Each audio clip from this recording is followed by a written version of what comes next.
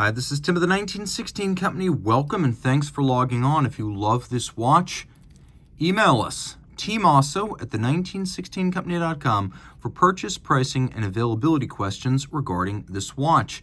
Today, we're discussing something I love, launched in 2017 from Girard-Perregaux. This is the Neo Bridges Automatic in Titanium, a watch that captures some of the aesthetics of the company's famous tourbillon with 3 golden bridges, but it is a Neo bridge with a modern look, finish, and of course, movement architecture. Micro rotor automatic, but blink and you'll miss it. It hides in the upper left-hand corner of the dial. It's big, but it's light. It's broad, but it's flat. It features finish from a brand I think is one of the most underrated in that regard in the industry. So, big at 45 millimeters in diameter. It's thin at 12.4 millimeters thick, 51.9 millimeters from lug to lug with a 22 millimeter spacing between the lugs. Throw it on my wrist, which is 16 centimeters in circumference, and it fits. I believe a wrist my size or larger can wear this, so if your wrist is 16 centimeters circumference and up, it's going to fit well. And being very thin, it will slide underneath the cuff. It's also very light, being made almost entirely of sapphire and titanium. The strap is high grade, large, symmetrical, rectangular scale alligator leather, and that's always the most expensive cut of the beast. We have a monotone stitch. We have an edge that is sheer but folded, so it's not a cut edge, it's folded.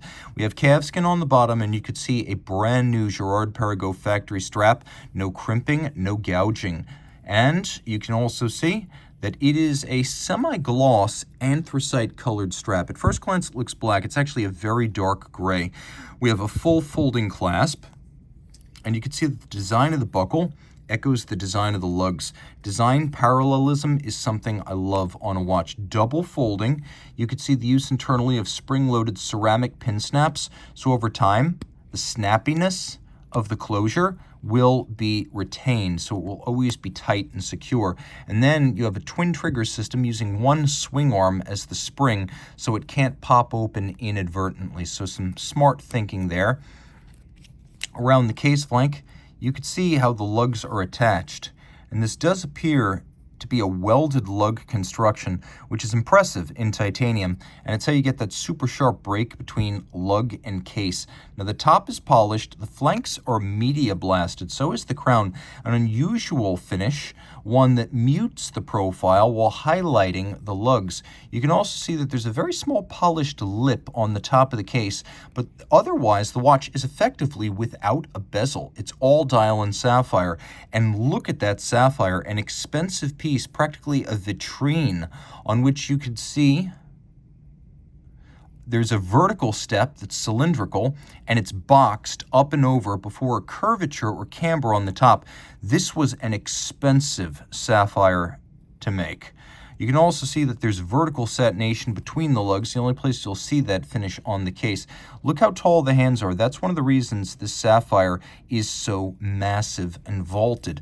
We have radially arrayed, overlapping applique numerals, or I should say indices. There are no numerals here except at the base of the dial. Note on that in a moment. So the indices as well as the hands are luminescent, so you can read this watch in the dark.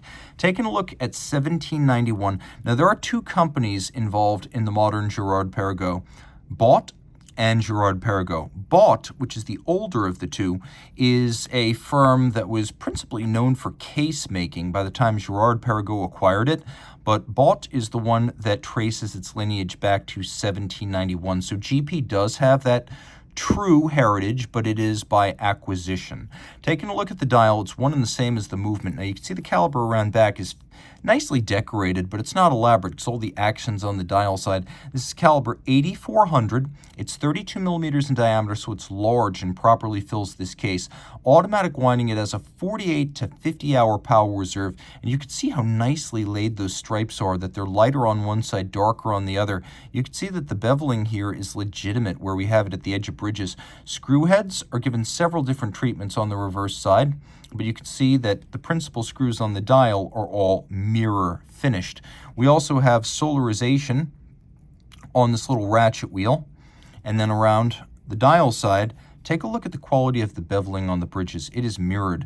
The finishing on this movement includes a combination of media blast in black and anthracite, satination on the hands, polish on the screw heads, and then true mirrored beveling on the edges of the bridges. And I can tell you that this movement, with all of the action on the dial side, is finished better than almost any Royal Oak or Code 1159 from Audemars Piguet that doesn't include some sort of repeating function. It's that good. You can also see that the stud holder and regulator over the balance have been mirror finished and beveled, which is deeply impressive. You could see that granular matte finish created by Media Blast, but also that the Media Blasted structures have been beveled on their side, and that the same treatment has been lavished on jewel sinks. You could see that there's solarization on both the cover of the micro rotor and the cover of the barrel. And then we have a motion works right below the hands with visible intermediate wheels, minute wheel pinion, and hour wheel. And those little wheels, they are themselves decorated. This is a Holy Trinity level of finish, and I think GP is probably the most underrated brand in terms of finish in the industry. I've seen things come out of GP that are every inch the equal of Lange & Grubel Forsey, Romain Gauthier, Laurent Ferrier, and Patek Philippe, so don't underrate these guys. So we have a free-sprung balance. It doesn't look like it is, but it is a free-sprung balance, which is a very precise adjusting and shock-resistant structure. Anchored on each side, it's also a full balance bridge, another feather in its cap regarding shock resistance. The movement here is broad at 32 millimeters in diameter. It properly fills this large watch, but it's thin at only 5.45 millimeters thick, and it's got wonderful architecture. Remember, finish is decoration. Architecture is the size, shape, and relative positioning of the elements. And just like the original 3 Golden Bridge pocket watch that lent its name to the Bridges family, we have 1, 2, 3 primary structures on the dial, and it is incredible. Beaten away at 3 hertz, pivoting on 29 joules, and water resistant to 30 meters, so sporty but not a sports watch. You don't want to take it swimming, but for all other occasions, what a standout. Reach out to Team Mosso at the 1916company.com for purchase and pricing details.